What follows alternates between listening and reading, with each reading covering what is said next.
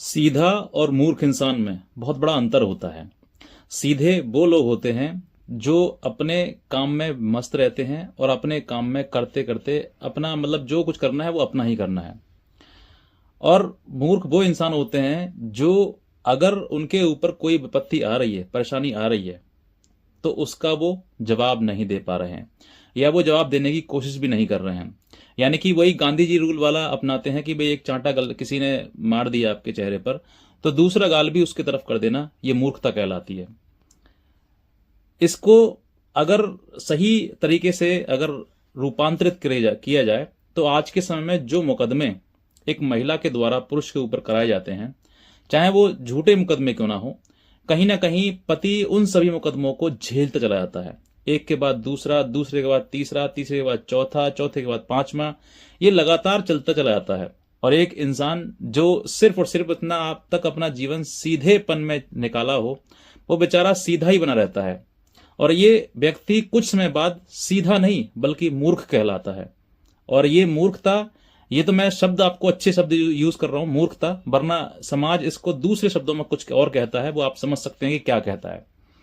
आज मैं इस वीडियो के माध्यम से आपको ये बताऊंगा कि अगर आपकी पत्नी ने आपके ऊपर तमाम झूठे मुकदमे दर्ज करवा दिए हैं, एक के बाद दूसरा, दूसरे के बाद तीसरा, तीसरे के बाद चौथा, ये लगातार मुकदमों की जो प्रक्रिया है वो चलती चली आ रही है, और आप उसके ऊपर मुकदमा नहीं करवा पा रहे हैं, या फिर आपको कोई, आप सोच रहे हैं भाई मेरी तो पत्नी है, मैं तो नहीं चाहूंगा कि भाई मेरे उसके ऊपर मुकदमा हो। अरे, भगवान श्री कृष्ण ने भी अर्जुन को यह उपदेश दिया था कि जब रणभूमि में सामने वाला युद्ध क्षेत्र में अगर आ जाता है तो फिर वो तुम्हारा रिश्तेदार नहीं है, वो सिर्फ और सिर्फ उसको दुश्मन की नियत से देखा जाए। ये भगवान श्री कृष्ण ने अर्जुन को जिस समय पर वो बाण नहीं चला पा रहे थे अपनों पर, तब उन्होंने ये समझाया था कि आपको जो है बाण चलाना है। अगर ये रिश्तेदार होते तो ये घर होते, यहां रणभूमि में खड़े होकर इंतजार नहीं करते एक दूसरे का कि भाई चलो ठीक है बाण चलाते हैं। आप भी उसी रणभूमि में हैं। अगर आप रणभूमि में उस समय होने के बावजूद भी अगर आप बाण नहीं चला पा रहे हैं, तो नहीं चला रहे हैं, तो मैं कहता हूं आप अपनी मृत्यु का इंतजार करिए। आज ना तो कल वो आपको आनी ही आनी है, और बहुत बुरी तरीके से आनी है।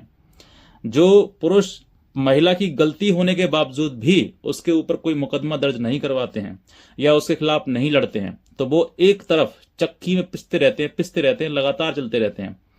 और वो अंततः में यही कहते हैं कि भाई कानून तो हमारे लिए बने ही नहीं है, कानून तो हमारे खिलाफ ही है, तो कानून हमारी सुनी नहीं जाती है। आपकी सुनी कैसे जाए? आपके ऊपर जो भी उसने अपराध किए, जो भी उसने क्राइम किया, उस अपराध को आपने इग्नोर कर दिया, कहा कि चलो छोड़ो कोई बात नहीं, महिला है, पत्नी है। लेकिन उसने एक के बाद दूसरा, दूसरे के बाद तीसरा, तीसरा चौथा पांचवा लगातार मुकदमे तुम्हारे ऊपर दर्ज करवाती चली गई। तो आप किस चीज का इंतजार कर रहे हैं? इस चीज का कि कब वो 5 मुकदमे तुम्हारे ऊपर करेगी? इसका आपको खुद से सोचना चाहिए कि जिस समय आपकी पत्नी ने आपके ऊपर मुकदमे दर्ज करा दिए तो आप रिश्ता भलाई से निभाओ, लेकिन वो आपके साथ रिश्ता नहीं निभा रही है। अगर वो रिश्ता निभाती तो वो आपको पति मानती, और पति के ऊपर कभी भी कोई मुकदमा नहीं करवाती है। आपकी माँ भी किसी की पत्नी है, आपकी भाभी, आपकी बहन भी किसी की पत्नी है। क्या उसने आपके ऊपर, क्या उसने अपने पति के ऊपर मुकदमा दर्ज करवाया? आप अपने घर में ही पूछ लीजिए कि मम्मी पापा अगर पापा के ऊपर तुम मुकदमा करती तो क्या पापा तुम्हें साथ रखते? तो जवाब यही आएगा, अरे नहीं बेटा तेरे पापा बहुत खराब है, मुझे तो मार देते जान से, मुझे तो घर से बाहर निकाल देते, तमाम बातें आ जाएंगी। लेकिन आपके सामने जो चीजें परिस्थिति आ रही है, ये मैं बात क्यों बता रहा हूं? क्योंकि मेरे सामने कुछ ऐसी ही घटना आई जिसमें मैंने बताया उसके लिए कि अगर आपकी पत्नी ने आपके साथ में मारपिटाई करवाई है अपने परिवार के द्वारा, तो तुम पिटते चले जा रहे हो, तुम उसके ऊपर कुछ कर ही नहीं रहे हो। तुम कह रहे हो सर कोई बात नहीं सर, मेरी उसकी मम्मी को मारा गया, लड़के की माँ को मारा गया, लेकिन उसने कुछ नहीं करा कि सर मेरी पत्नी है, मैं नहीं चाहता कि सर कोई चीजें बढ़े और रिश्ता खराब हो। और वो दहेज का मुकदमा, घरेलू हिंसा मुकदमा, मेंटेनेंस का मुकदमा, 406 का मुकदमा, तमाम मुकदमे कराई जा रही है, और तुम हो कि मेरी पत्नी गाना गा जा रहे हो। तो गाओ, ये उनके लिए है जो मूर्ख बने रहते हैं। मैं मूर्ख तो शब्द आपको इस्तेमाल कर रहा हूं वीडियो में, वरना समाज इस मूर्खता को कुछ और कहता है और वही आप बन रहे हैं। इसीलिए अगर आपको देखो, ये जो लड़ाई है ना, ये मैं कहता हूं लड़ाई किसी चीज की है ही नहीं। ये लड़ाई जिसको साथ रहना है वो साथ रहता है, नहीं रहता है तो वो प्यार से अलग हो जाता है कि साहब हमारे बस की बात नहीं है, हम आपको नहीं झेल पाएंगे या नहीं रह पाएंगे। लेकिन ये लड़ाई जो है ना, वो सिर्फ और सिर्फ एक ब्लैकमेलिंग की है, एक पैसा हड़पने की नीति है। ये कानून की आड़ में धंधा चल रहा है कि भाई कानूनी रूप से मुकदमा करो, आदमी परेशान होगा, टेंशन में आएगा, डिप्रेशन में आएगा, तो फैसले की बात तो कहेगा ही कहेगा। और जब फैसले की बात कहेगा तो उससे सामने क्या रखा जाएगा, एक मोटी रकम की मांग कि भाई ये दो हमें, तब हम तुम्हें तलाक देंगे, अन्यथा नहीं देंगे। तो क्यों चाहिए तलाक? ऐसी नहीं चाहिए तलाक। क्या करोगे तलाक लेके तुम? एक कागज का टुकड़ा, बस उसी से तुम्हारा काम चल जाएगा। ये सब चीजें जो है ये ब्लैकमेलिंग है, पूरा एक्सटॉर्शन जिसे बोलते हैं, लीगली एक्सटॉर्शन, कि लीगल रूप से इतने मुकदमे, जितने ज्यादा मुकदमे उतनी ज्यादा डिप्रेशन और उतनी ज्यादा टेंशन।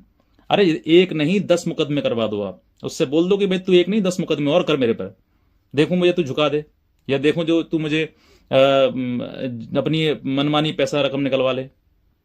तो आप इस तरह की चीजें मत ना करो। आप सिर्फ और सिर्फ एक ही काम करो कि उसने जो भी अपराध किया है, जो भी उसने घर में आके आपके माता पिता या आपके साथ में कोई मार पिटाई करी है, कभी भी करी है, या उसने फोन पे आपको धमकी दे रही है वो, या दो बहुत उसके परिवार के दे रहे हैं, जितना भी हो रहा है तुरंत तत्काल इसमें कंप्लेंट दर्ज करवाओ और एविडेंस रिकॉर्ड पर लेकर आओ, तब जाके आप जीत पाओगे, अन्यथा आपकी लड़ाई बहुत लंबी है। और जो आज कानून का दुरुपयोग करके तुमको टॉर्चर कर रहे हैं, प्रेशर कर रहे हैं ना, आप उन सबका, उस व्यक्ति का आप एक एक हिसाब में लिखते जाइए। समय आने पर विद सूद, ब्याज के साथ वापस करना चाहिए आपको। कहते ना एक चीज होती है, जब इंसान के मन को ठेस पहुंच जाती है ना, बहुत ज्यादा आती हो जाती है, तो फिर वो इंसान बदला लेता है।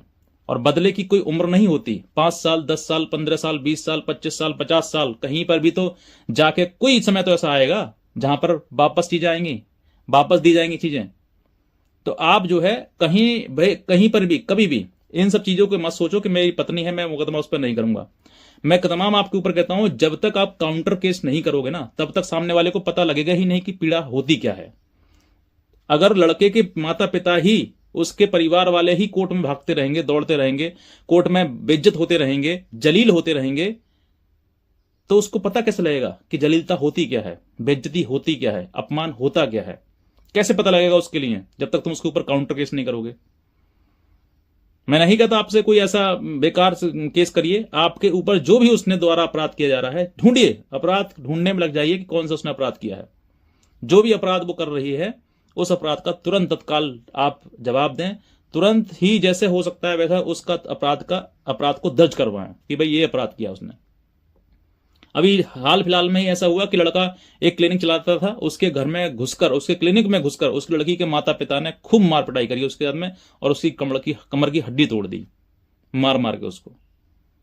लेकिन उसने जब कमर की हड्डी टूट गई तब उसने अपराध दर्ज करवाया, अन्यथा वो तो छोटा थोड़ी मोड़ी अगर चांटा पीटा मार देते ना, थोड़ा बहुत मार पिटाई करके छोड़ देते, तो वो दर्ज भी नहीं करवाता।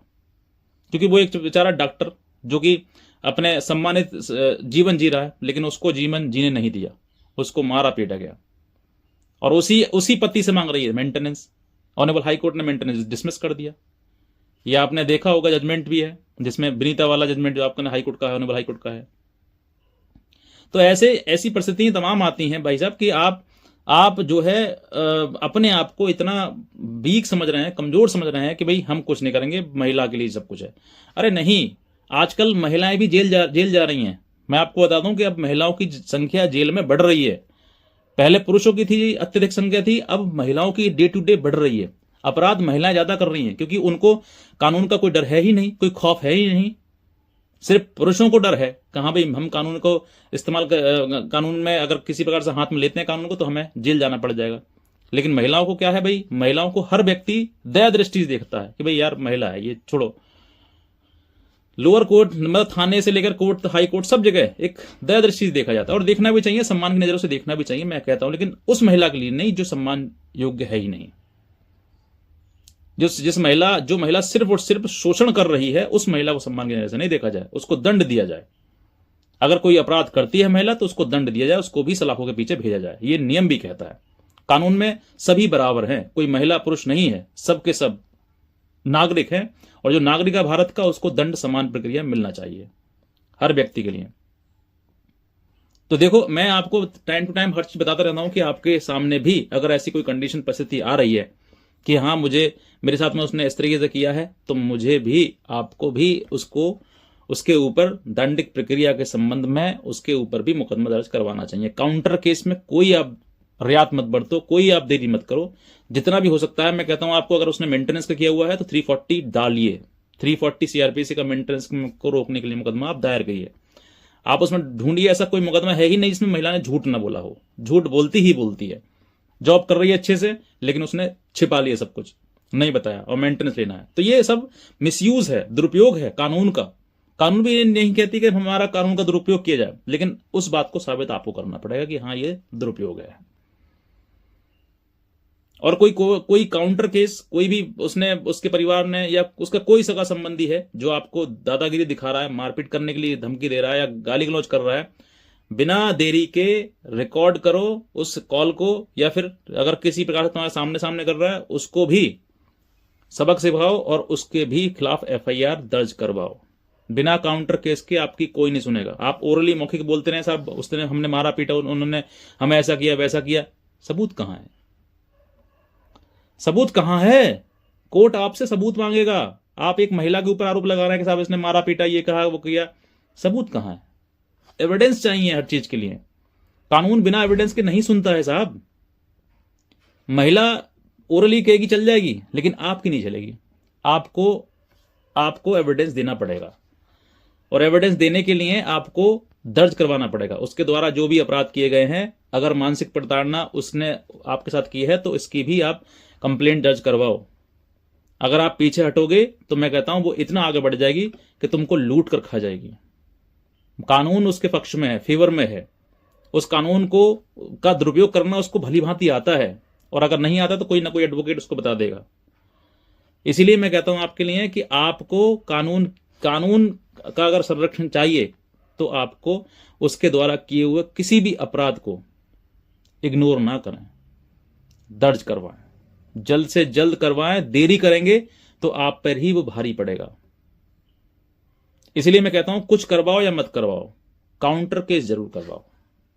बस यही मैं कहना चाहता हूं आपके लिए, क्योंकि यही मात्र एक बचाव है पुरुष के लिए और कुछ नहीं। वरना पुरुष आयोग चिल्लाते रहोगे, और अब हो सकता है पुरुष आयोग भी बन जाए तो उस पुरुष आयोग के बावजूद भी आपको वो राहत ना मिल पाए जिस राहत की आप उम्मीद कर रहे हैं। इसीलिए मैं कहता हूं आपसे कि समय रहते हुए अगर कोई भी परेशानी, कोई भी दिक्कत आती है या कोई भी ऑफेंस उस तरफ से होता है तो आप दर्ज करवाइए। मत सोचिए कि मेरी पत्नी है, जब पत्नी ने आपको पति नहीं समझा तो फिर आपको क्यों समझना है। यह आपके ऊपर डिपेंड करता है कि क्या करना है, कैसे करना है, ये आप समझ सकते हैं। बाकी कोई लीगल हेल्प अगर आप हमसे चाहते हैं तो आप हमारे दिए हुए नंबर पर हमें संपर्क कर सकते हैं और हमारी लीगल हेल्प भी ले सकते हैं। इतने कहना चाहूंगा। आज का वीडियो देखने से बहुत धन्यवाद।